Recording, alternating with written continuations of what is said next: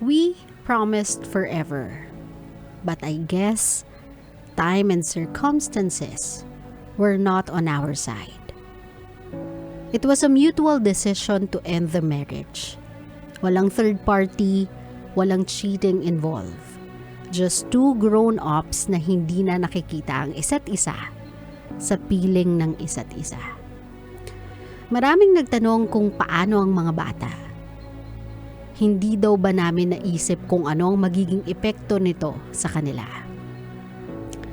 My youngest is 15 and the oldest is 28. We both raised them well, and I am confident that they grew up equipped with a mature and rational mind. Actually, sila ang pinaka-prinotektahan namin kaya kami naghiwalay. Kasi we don't want them to see us fighting all the time. We don't want them to see us looking at each other with no emotions, just mutual obligations. Ayokong makita nila kami talking to one another na para bang business as usual lang at walang affection.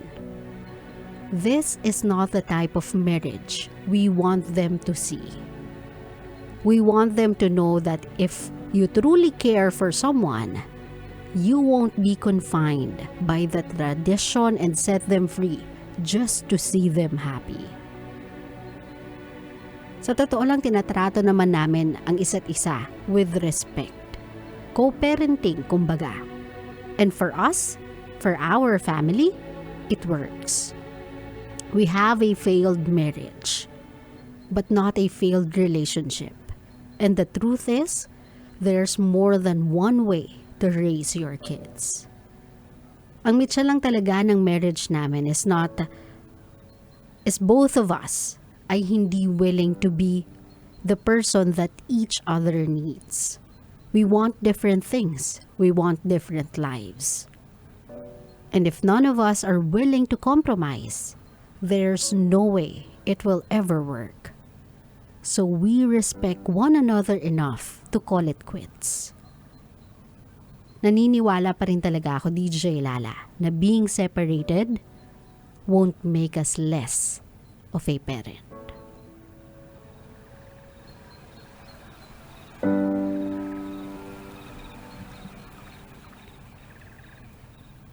Sa mga naghihiwalay na mag-asawa, ang laging tanong ng mga tao sa paligid, paano yung anak ninyo? Hindi nyo ba sila inisip nung nag-decide kayong maghiwalay? Wala ba silang say over that? Hindi nyo ba tinanong kung gusto nila yon? Well, to my defense, someone na offspring ng dalawang taong naghiwalay,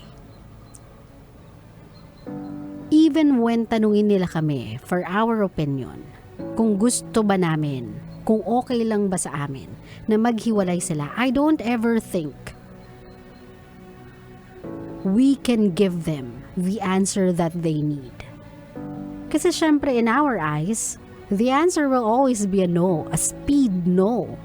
Sino ba namang anak ang gustong maghiwalay yung mga magulang nila? Wala namang anak na magsasabing, yes ma, yes pa, go for the gold. Walang anak na magsasabi nun. Of course, gusto namin magkasama pa rin yung parents namin. But the thing is, that's not what you need. A part of me, naiintindihan ko kung saan nanggagaling si Sonia dun sa mutual decision nilang mag-asawa to call it quits. They don't want their version of marriage to be the standard of marriage sa utak ng mga anak nila. Na ito pala yung marriage, araw-araw kayo mag-aaway. Aabot kayo sa one day na parang hindi na kayo nagpapansinan. Aabot kayo sa one day na ang pinag-uusapan nyo lang, ito bill ng Meralco. O ito bill ng tubig. O penging pang grocery. O penging pang ayos ng sasakyan. Ayaw nilang makita one day na ang standard ng marriage ng anak nila ay yung tipong kapag aalis yung tatay, hindi na nagpapaalam sa nanay. Lumalabas na lang ng bahay. Si nanay kapag may pupuntahan, hindi na din nagpapaalam kay tatay. Diretso na lang din palabas. Sasakay mag-isa. Kung kayo ay nasa sasakyan, umaabot na kayo sa 3 o 4 na kanto, hindi pa sila nag-iimikan. Yung tipo ng mag-asawa na halos hindi na magkatinginan. That's not the kind of marriage na gusto nilang iset para sa mga anak nila. They were worried na because they have personal issues that they can no longer resolve kasi they both want different things, it will affect yung way nila of raising their kids. Again, the problem with their marriage as to why it did not work is because none of them are willing to become the person that each other need. Ibig sabihin, wala po sa kanilang willing mag-compromise, willing magbigay, willing mag-adjust, willing umintindi. Umabot sila dun sa puntong yon. And because both of them are mature enough, kasi that's how you should be when you have a family, hindi lang dapat puro puso eh. Kailangan ginagamitan nyo na din yan ng isip. Kasi hindi na lang buhay ninyo yung nakasalalay sa relasyon ninyong dalawa. Kung hindi buhay ng mga supling ninyo, ng mga anak ninyo. Nakasalalay yan sa kung paano nyo tataratuhin ng isa't isa.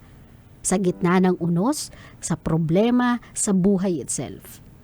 So they have decided na I think it will be better if ibibigay natin sa isa't isa yung kailangan nating dalawa, which is freedom.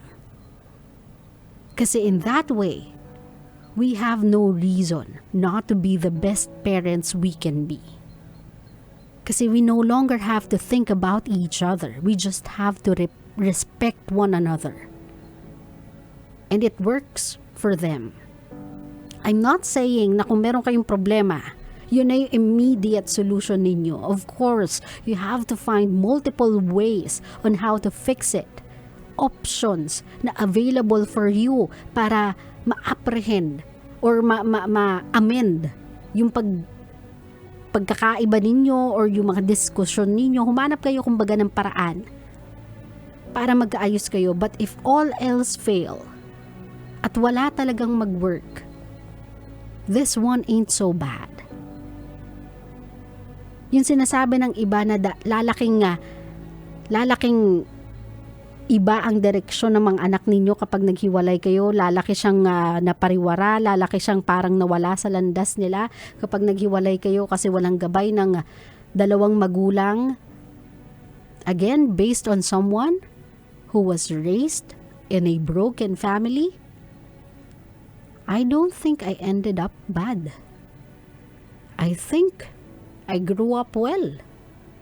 And I still believe in marriage. I still strongly believe in love. Hindi ako na-discourage just because my parents did not work out. Ibig sabihin nun, pariwara na ako. Ibig sabihin nun, wala na akong direksyon.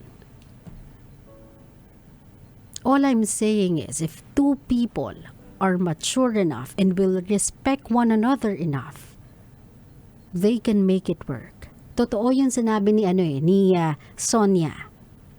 Being separated, having a failed marriage, doesn't mean they are less of a parent. Sa totoo lang, feeling ko nga mas maganda pa. Kasi kung di na talaga kayo magkasundo, at least maitoon nyo na lang yung atensyon, yung buong affection ninyo sa mga anak ninyo. 'Di ba? Less time of thinking what the other one has opposing you or kung anong meron siya laban sa iyo. Less time of thinking about that and more time thinking of ways to be a great parent, be a great dad, being a great mom that you already are. So sa lahat po ng mga broken family, sa lahat ng mga nanay at tatay na nag-end up ng magkahiwalay, this is coming from someone na bunga ng broken family din. This is from the point of view ng anak. It's okay.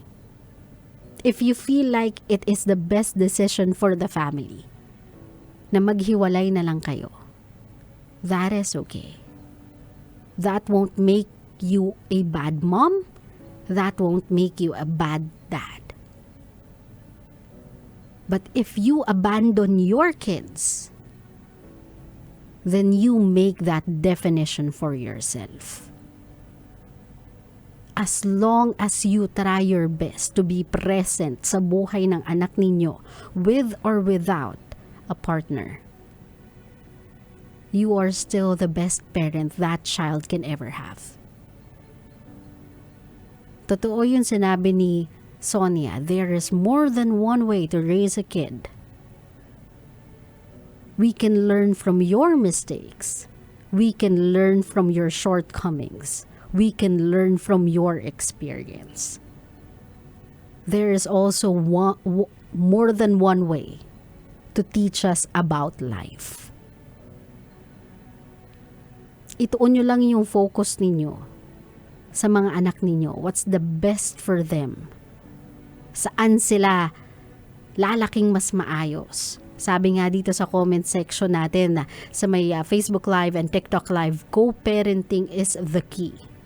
Matagal na yung nag-exist pero ngayon lang siya nagkaroon talaga ng accepted na terminology. Pero matagal na yung nag-exist. Ibaba nyo lang yung pride. Kainin nyo yan, ibaon nyo sa lupa kung gusto ninyo.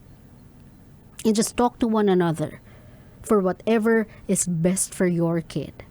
And that kid won't ever feel na wala siyang direksyon. That kid won't ever feel na inabando na siya. That kid won't ever feel alone.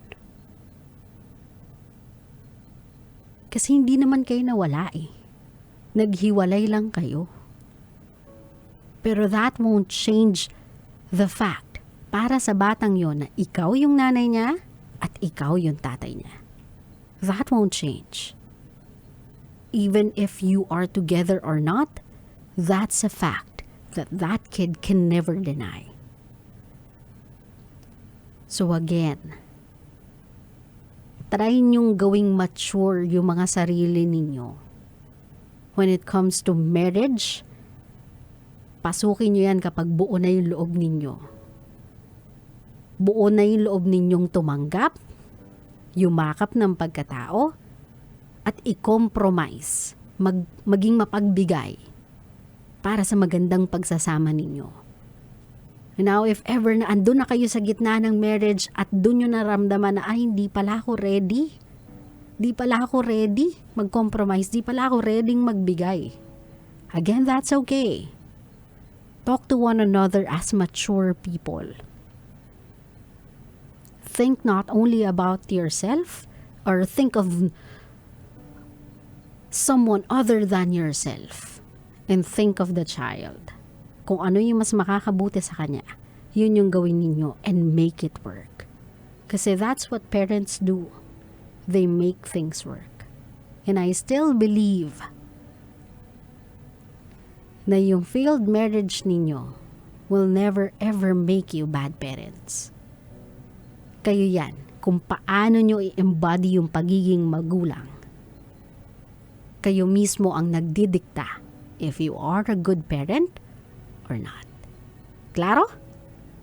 Claro.